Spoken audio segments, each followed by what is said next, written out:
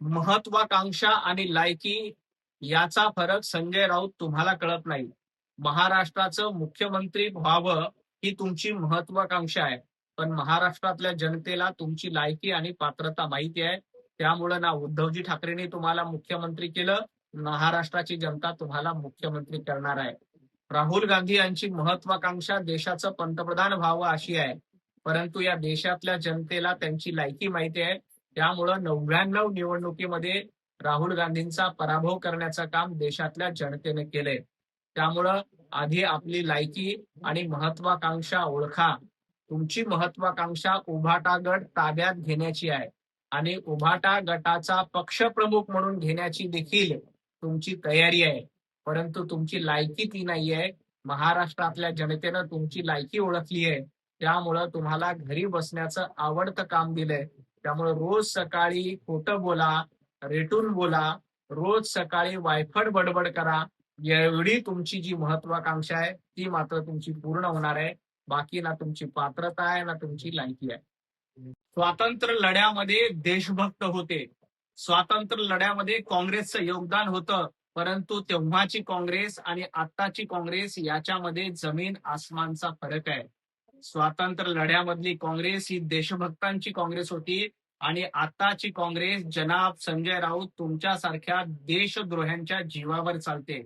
कारण तुम्हाला भारतीय स्वातंत्र्याचा अभिमान नाही. काल 14 ऑगस्टला पाकिस्तानचा स्वातंत्र्य दिन झाला, त्याचा तुम्हाला जास्त आनंद आहे. आणि या देशाची फाळणी करण्यासाठी कोण जबाबदार होतं हे देखील जनतेला माहिती आहे. त्यामुळं आताची काँग्रेस भ्रष्टाचारी, आताची काँग्रेस देशाला लुटणारी काँग्रेस आहे, म्हणून या काँग्रेसला घरी बसवलं आणि पंतप्रधान नरेंद्र मोदीजींच्या सक्षम आणि स्वच्छ हातामध्ये देश पुन्हा एकदा उभा आहे. आणि स्वातंत्र्य लढ्यामध्ये संजय राऊत तुमचं योगदान काय होतं हे एकदा महाराष्ट्राला सांगा आणि मग मोदीजींवर टीका करा. मुख्यमंत्री माननीय देवेंद्रजी फडणवीस साहेबांवर टीका करण्याची पात्रता संजय राऊत तुमची नाही. देवाभाऊ जनतेच्या न्यायालयामध्ये हे महाराष्ट्राचे 3 वेळेला मुख्यमंत्री राहिलेले आहेत.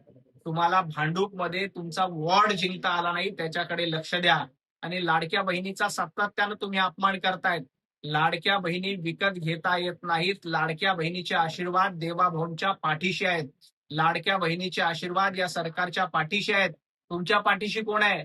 तुमच्या पाठीशी एक लाडका भाऊ नाही, एक लाडकी बहीण नाही. उलट लाडक्या बहिणीची योजना बंद झाली पाहिजे यासाठी संजय राऊत तुम्ही आणि तुमचा काँग्रेस हा कोर्टामध्ये गेली होती आणि ही योजना बंद पाडण्यासाठीचं षडयंत्र तुम्ही रचलं होतं. परंतु लाडक्या बहिणीचे शिव्याशाप घ्यालाल तर तुमचं उरलेलं अस्तित्व देखील संपुष्टात येईल.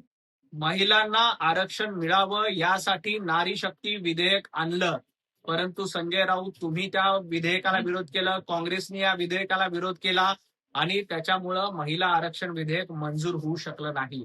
आणि महिलांचा संसदेमध्ये अधिकार नाकारण्याचं काम हे काँग्रेसनं केलं, संजय राऊत तुम्ही केलंय. परंतु पंतप्रधान नरेंद्र मोदीजी, अमित भाई शहा यांच्या नेतृत्वात पुन्हा एकदा हे महिला आरक्षण विधेयक मंजूर होईल. ज्या वेळेला तुम्ही या विधेयकाला पाठिंबा दिला होता त्यावेळेला महिलांना आरक्षण हे 2021च्या जनगणनेनंतर मिळणार होतं, परंतु अद्याप जनगणना झाली नाही.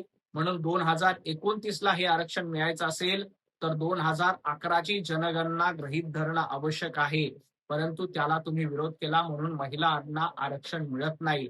परंतु लक्षात घ्या, महिलांचा अपमान कराल आणि महिला आरक्षणाविरोधात भूमिका घ्याल तर ही नारी शक्ती, महिला शक्ती तुम्हाला घरी बसवल्याशिवाय राहणार नाही. देवेंद्रजींच्या पाठीशी महाराष्ट्रातल्या 14 कोटी जनतेचे आशीर्वाद आहेत.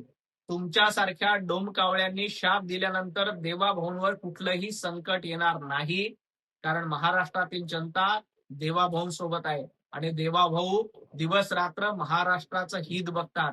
आज मुंबईमध्ये मेट्रो असेल, बीडीडी चाळीचा विकास असेल, समृद्धी महामार्ग असेल, अटल सेतू असेल, अशी शेकडो विकास कामं देवाभाऊंच्या नावावर आहेत. संजय राऊत तुमच्या आणि तुमच्या मालकाच्या नावावर काय? फक्त गांजा फुकणं, खोटं बोलणं, घरात बसून फेसबुक लाईव्ह करणं, एवढाच रेकॉर्ड तुमच्या आणि तुमच्या मालकाच्या नावावर आहे. तर महाराष्ट्राचा विकास पुढे घेऊन जाण्याचं काम, महाराष्ट्राला क्रमांक 1 वर नेण्याचं काम हे रेकॉर्ड देवाभाऊंच्या नावावर आहे. देशातली तरुणाई पंतप्रधान नरेंद्र मोदीजींसोबत आहेत. जनाब संजय राऊत, तुमच्यासोबत आदित्य ठाकरे नावाचा तरुण तरी आहे का याचा विचार करा आणि मग पंतप्रधान नरेंद्र मोदीजींना सल्ला द्या. पंतप्रधान नरेंद्र मोदीजींनी 2014 ते 2026 पर्यंत या देशातल्या तरुणाईचं नेतृत्व केलंय. तुमच्या माग तुमच्या घरातले आदित्य ठाकरे उभं राहायला तयार नाहीत आणि तुम्ही जेनझीची आणि तरुणाईच्या गप्पा मारतायत. पंतप्रधान नरेंद्र मोदीजींच्या नेतृत्वात आणि या तरुणाईच्या फर्स्ट टाइम वोटरच्या जीवावर 2029 ला देखील पुन्हा एकदा पंतप्रधान नरेंद्र मोदीजी या देशाचं नेतृत्व करतील आणि तुम्हाला पुन्हा एकदा घरामध्ये बसावं लागेल.